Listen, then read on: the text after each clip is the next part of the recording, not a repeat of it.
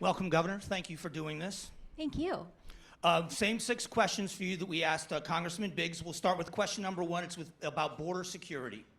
We have 20 minutes together. If we get through all 6 questions, great, and then you have 2 minutes to comment at the end. While Arizona's southern border is more secure than it was 2 years ago, border security remains a top concern for voters and continues to impact communities statewide. As governor, what specific actions would you take to combat drug smuggling, human trafficking, and other criminal activity tied to the border? Great question. I already have taken a lot of action on the border. When I took office, the border was chaos, and the Biden administration had failed Arizonans on border security, and I knew that we needed to take action. It is not a Democratic or Republican issue. Arizonans want a secure border. And so I talked to law enforcement, especially in our border communities. I heard from them directly what they needed, and we provided resources. I sent the National Guard to the border to help with drug interdiction, and we have deployed over $200 million to local law enforcement to help improve their technology, their communication, provide more vehicles, more staffing, and we've had great success. We have interdicted over 18 million fentanyl pills, thousands of pounds of other illegal drugs, over 1,500 illegal weapons, and we've built partnerships across the state that are helping us go after criminals that want to hurt Arizonans. And I know there's more to do. We can't take our foot off the gas, but we've worked with the Trump administration, and I've heard directly from folks on the ground that right now the border is manageable, partly because of the work we've done and partly because of the administration that's taking border security seriously. And I'm looking forward to continuing those partnerships and continuing to work to keep our border secure and keep Arizonans safe. The second question, very important to so many people in this room, is about pension reform. Arizona enacted significant reforms to public safety personnel retirement system in 2011. They did it again in 2016. While those reforms were intended to strengthen the long-term financial stability of the system, they also reduced pension benefits for newly hired first responders. Today, there's a growing concern that some of those changes may have gone too far and are now contributing to the recruitment and retention challenges. One of the most significant provisions requires officers to reach age 55 before they can begin collecting their pension, regardless of their years of service. If legislation reaches your desk allowing a public safety employee to retire and collect their pension after 25 years of service without a minimum age requirement, would you sign it? Why or why not? So I know that having a strong pension system is critical to recruiting and retaining strong officers across the state. And when we did that Tier 3 system in 2016, it was critical to do so because we were at risk of insolvency. And so any changes that we make, we have to ensure that we're doing in a way that is fiscally responsible and ensures that those pensions are there for the officers they're promised to. So my commitment is that any changes that are made to the system, we will work collaboratively to ensure that they are fiscally sustainable, that we're not gonna get to a point of insolvency. And we have built strong partnerships over the last 4 years, and I know this is a challenge that we need to work together to solve, and I'm ready to help get that done. Would the 25 years be something you would consider regardless of their time, of their age? I think I'm committed to working together with leadership to address this challenge and do it in a way that is fiscally sustainable. I don't necessarily want to commit to the details of that right now. Okay, thank you. Law enforcement technology is question number 3. Technology such as real-time cameras, or crime centers, license plate readers, and facial recognition have become critical tools for solving crimes. But they also raise legitimate privacy concerns.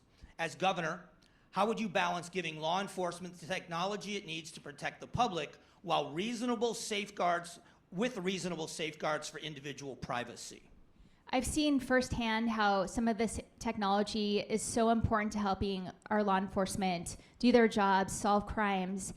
I've also heard a lot of the privacy concerns, and we've seen instances where some bad actors have misused technology, and when you see those stories, you understand the privacy concerns. And I think I've been glad to see that in these situations, they've been dealt with by the departments.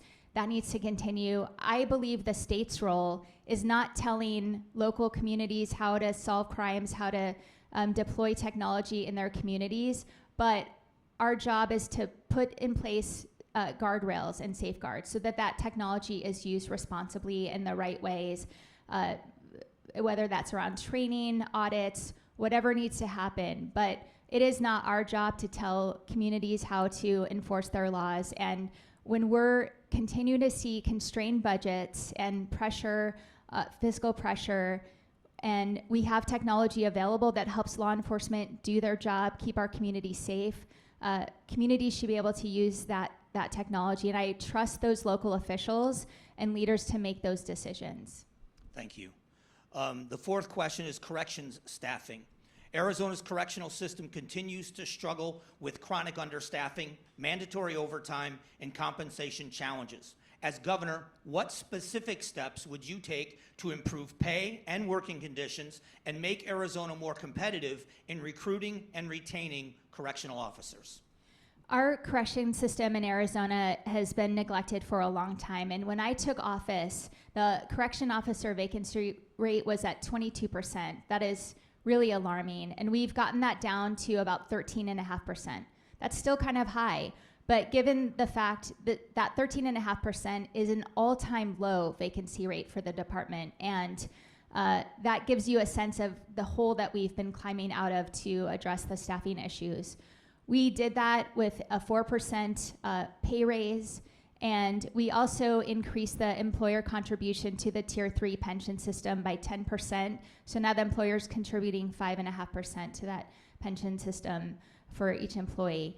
So, there's more work to be done, but I'm really proud that we've worked to do that. We've also spent $49 million to improve safety in our prisons, locks, doors, fire system. Also $5 million to deploy body-worn cameras, which is something that I heard directly from correction officers that they wanted to help improve their safety, and since they've had those, that they feel safer, and so was really glad to help provide that resource. The other big issue around prison staffing, correction staffing, is with the Jensen lawsuit and injunction. When I took office, this lawsuit had been around for more than a decade, pretty much ignored, and the judge has ended up putting us in receivership. I don't agree with that decision. I think that the men and women in charge and elected officials are the ones who should be making those staffing decisions, not an unelected judge. And she ignored the progress that we've already made to address some of the issues in the lawsuit, including $550 million towards staffing challenges. So we are going to fight this. We are appealing the receivership, and we'll continue to make good faith efforts to make progress on the real staffing challenges that have been brought up. But we're going to fight this receivership because it's not the way to solve our problems. Question number 5 deals with the fentanyl crisis. Arizona has spent years fighting the fentanyl crisis, yet the drug continues to claim lives and strain communities across the state of Arizona. As governor, what would you do differently? How would you balance enforcement, prosecution, prevention, and treatment to produce measurable results? Fentanyl is a terrible crisis, and it's been very challenging and hard to deal with. And we really need a two-pronged approach, both on the enforcement side and the treatment side. And I've worked with law enforcement leaders to do both. Starting with enforcement, I already talked about the work we've done at the border, deploying the National Guard to over $200 million to law enforcement around the state to interdict drugs, among other things. And we've interdicted over 18 million fentanyl pills. We've also tackled it from the treatment side, most notably working with the sheriffs to help fund their reentry program so that folks coming out of the jails are getting the treatment they need. They're not recidivating, and that is taking pressure off of law enforcement.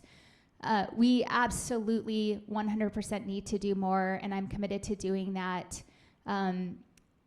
And you know what I'm hearing on the front lines is that we're seeing in Arizona more of the highly concentrated, more dangerous fentanyl powder. That is a large contributor to the higher overdose deaths. Our extreme heat is also a huge contributor, something that other states don't necessarily have to deal with on the same level. So we're going to continue to attack this problem on every front. Partnerships with law enforcement are critical to doing that, and I really value the work that we've done together and look forward to continuing it. And final question is about recruitment and retention. Arizona law enforcement agencies, from the rural sheriff's offices to the major metropolitan forces, continue to struggle with serious staffing shortages. Beyond one-time funding or grants, what specific policies would you pursue to make Arizona a national leader in recruiting and retaining qualified law enforcement officers? Every law enforcement leader I talk to talks about recruitment and retention as an issue and a challenge that we need to tackle. Budgets continue to be constrained. We have to continue to find ways to creatively address this. Last year in the budget, I fought for and secured a 5% raise for state troopers. I already mentioned the 4% raise for correction officers, and we were able to continue those raises this year. I also secured supplemental funding for state trooper overtime pay to make sure that we're able to address our state's public safety needs. We need to do more, and I'm committed to continuing to do more. But I think also really the 12-week paid family leave that I implemented almost off the bat when I took office, and I've heard from employees across the state, especially troopers and correction officers, that has been a huge benefit for them to be able to stay home with their newborns when they really needed that time.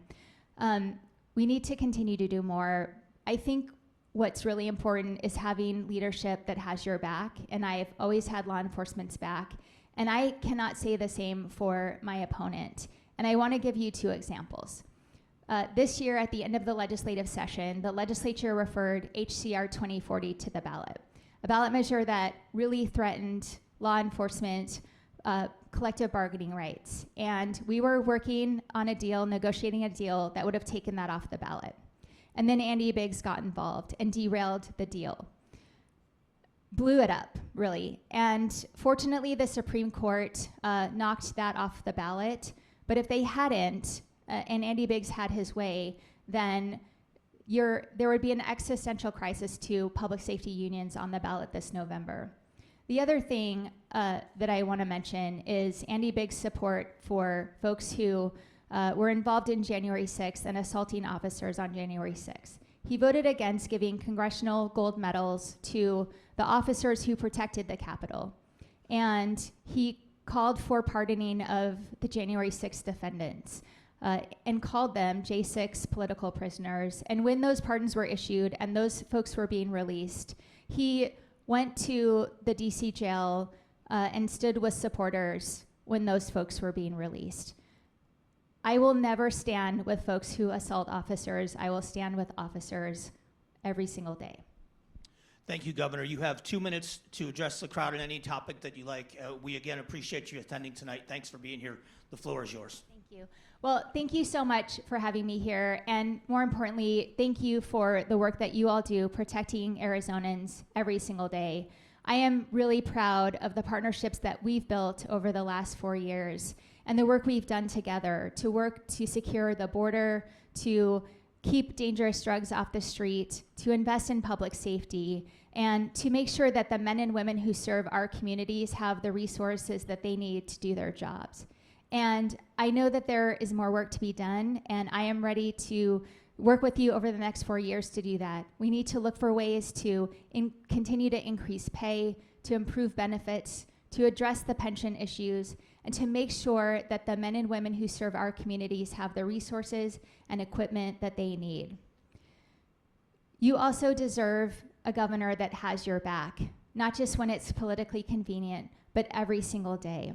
And that's the kind of partnership that I've worked to build. And I will continue to build over the next 4 years. Together, we will keep Arizona safe, we will improve law enforcement, and we will make sure that Arizona is a place where officers want to serve, build their careers, and raise their families. And I look forward to working with you all for the next 4 years. Thank you so much.